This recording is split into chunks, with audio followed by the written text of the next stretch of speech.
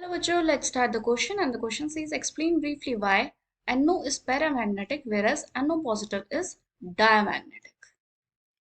So, बच्चों हमसे question में कहा गया है कि हमें बताना है कि NO पैरामैग्नेटिक क्यों होता है whereas NO पॉजिटिव डायमैग्नेटिक क्यों होता है। तो इसलिए इस क्वेश्चन का जो हमारा की कॉन्सेप्ट होगा वो होगा magnetic nature of NO and NO positive. तो बच्चों सबसे पहले हम नाइट्रोजन एंड ऑक्सीजन का इलेक्ट्रॉनिक कॉन्फ़िगरेशन लिखेंगे। नाइट्रोजन का इलेक्ट्रॉनिक कॉन्फ़िगरेशन होता है 1s2, 2s2 and 2p3, whereas oxygen का इलेक्ट्रॉनिक कॉन्फ़िगरेशन होता है 1s2, 2s2 एंड 2p4। अब इस क्वेश्चन को हम मॉलिक्यूलर ऑर्बिटल डायग्राम के थ्रू समझेंगे। हम NO के लिए सबसे पहले मॉलिक्यूलर ऑर्बिटल डायग्राम बनाएंगे और हम सिर्फ 2p ऑर्बिटल को कंसीडर करेंगे क्योंकि 1s में और 2s में कोई भी चेंजेस नहीं आएंगे। नाइट्रोजन के केस में अगर हम चेक करते हैं तो 2p ऑर्बिटल में प्रेजेंट होते हैं हमारे पास 3 इलेक्ट्रॉन्स। अभी हमने अपना इलेक्ट्रिक कॉन्फ़िगरेशन में देखा कि 2p ऑर्बिटल में 3 इलेक्ट्रॉन्स प्रेजेंट है नाइट्रोजन के केस में। ऑक्सीजन के केस में 2p ऑर्बिटल में 4 इलेक्ट्रॉन्स प्रेजेंट होते हैं, 2, 3 एंड 4 इलेक्ट्रॉन्स। अब हम सबसे पहले इलेक्ट्रॉन की फिलिंग कराएंगे NO में बॉन्डिंग के ऑर्बिटल्स में। तो पहले आते हैं हमारे पाई के बॉन्डिंग ऑर्बिटल्स। टोटल हमारे पास फिल करने के लिए 7 इलेक्ट्रॉन्स प्रेजेंट है, तो हम अपने 7 इलेक्ट्रॉन्स पहले इनमें फिल करेंगे। तो ये आ जाएगा हमारा पहले 1 electron, second electron, 3 and 4। 4 electron हमारे पाई बॉन्डिंग मॉलिक्यूलर ऑर्बिटल में आ गए हैं। नेक्स्ट हमारे सिग्मा बॉन्डिंग मॉलिक्यूलर ऑर्बिटल में अब हम रिमेनिंग इलेक्ट्रॉन्स फिल करेंगे, तो 5 एंड 6।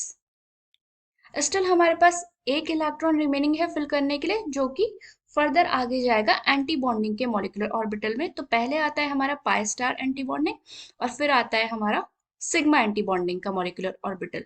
तो आज हमारे पास एक ही इलेक्ट्रॉन रिमेनिंग है, तो वो जाएगा हमारा पाई एंटी बॉन्डिंग के मॉलिक्यूलर ऑर्बिटल में।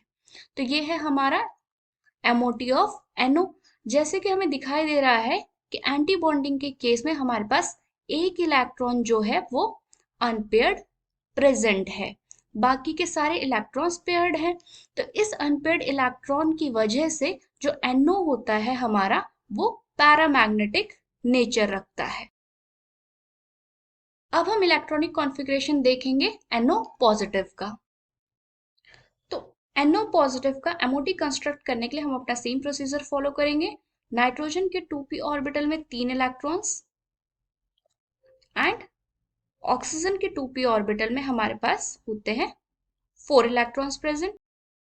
पहला इलेक्ट्रॉन हमारे जाएंगे किसमें, बॉन्डिंग के मॉलिक्यूलर ऑर्बिटल में। सबसे पहला आता है हमारा पाई का बॉन्डिंग, तो इसमें फिल होंगे हमारे 1, 2, 3 एंड 4 इलेक्ट्रॉन्स। फर्दर हमारे पास अभी 2 इलेक्ट्रॉन्स फिल करने के लिए और बचे हैं, तो वो जाएंगे हमारे सिग्मा बॉन्डिंग मॉलिक्यूलर ऑर्बिटल में 1 एंड 2। नेक्स्ट आता है हमारा पाई का एंटी बॉन्डिंग मॉलिक्यूलर ऑर्बिटल्स और लास्ट में आते हैं हमारे सिग्मा के anti bonding molecular orbitals. But अब हमारे पास कोई भी इलेक्ट्रॉन रिमेनिंग नहीं है इनमें फिल करने के लिए, तो ये हमारा MOT यहीं पर खत्म होता है NO पॉजिटिव का। जैसे कि हम देख सकते हैं कि NO पॉजिटिव के केस में कोई भी इलेक्ट्रॉन अनपेयर्ड प्रेजेंट नहीं है, सारे पेयर्ड इलेक्ट्रॉन्स हैं। तो due to presence of all the paired electrons NO positive जो होता है हमारा डाया मैग्नेटिक नेचर रखता है।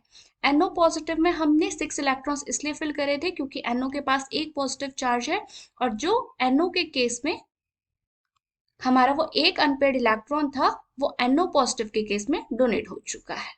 सो आई होप बच्चों आपको क्वेश्चन समझ में आया होगा। Thank you and good luck.